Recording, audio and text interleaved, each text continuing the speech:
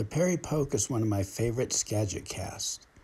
It has a lot of pros and a few cons. The biggest pros are it's real easy to slide that anchor right into place, and it gives you really good alignment for bombing casts. The cons are it does take a couple moves, but to my way of thinking, if you're using other casts or other sink tip systems, you still might have to roll cast it. And with the Perry Poke, you don't have to. Here's a anchor placement on a snap tee, and you'll notice right there that it's not real straight. Right there, there's a bloody L. That's not optimal. Now, by the time you sweep, it does mostly straighten out, but in this case, you'll see right there, you got a crooked anchor, a bloody L. So that's a little bit of the problems I kind of see with the snap tee. Here's another one. You get that big hook in the anchor, but the sweep straightens out the anchor, so there's no problem there.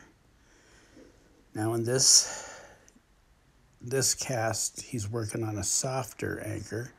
That lines up straight and goes out really nice.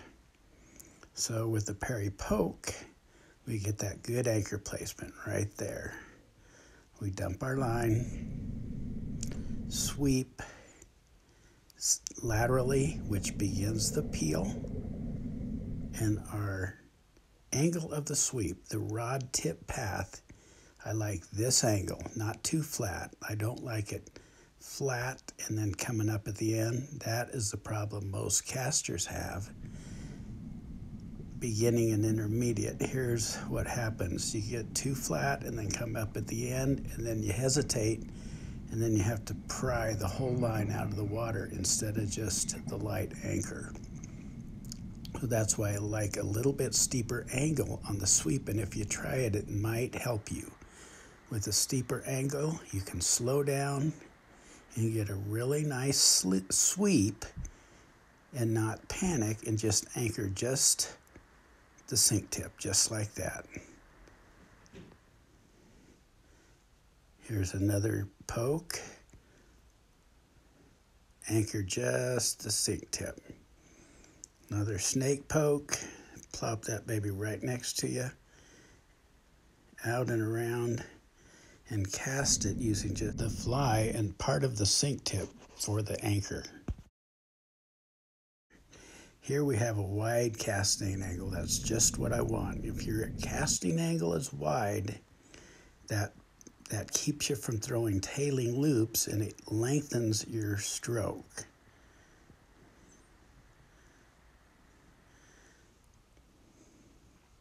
Here's a good anchor right there, right in front of me.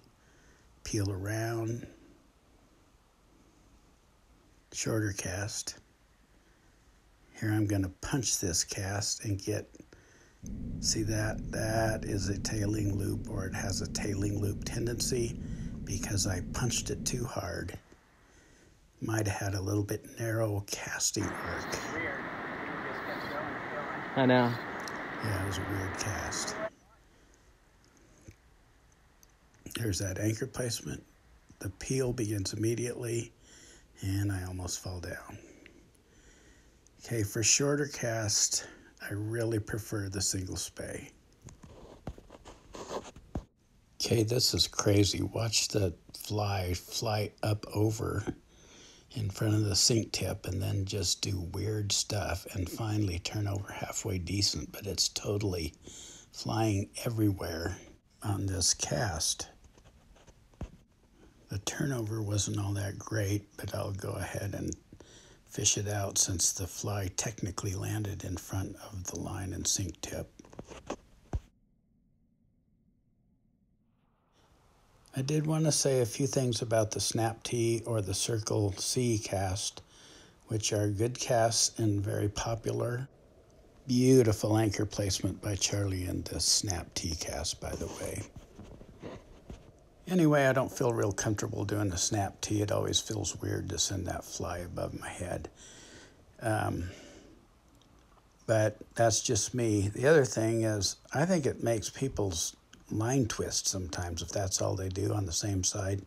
Charlie mixes his up from the upstream side of his shoulder to the downstream side, so he doesn't have line twist problems. But I seriously think that may be a big cause for a lot of people's line twisting problems with the mono running lines. Okay, for a snake poke, I'm going to do a letter E out and around, set my anchor right by me, and then dump it, and peel out and around, and foil the cast. Okay, for a snake poke, I'm going to make a letter E, drop my anchor right in front of me, poke it. So when I poke it, I'm going to peel out and around.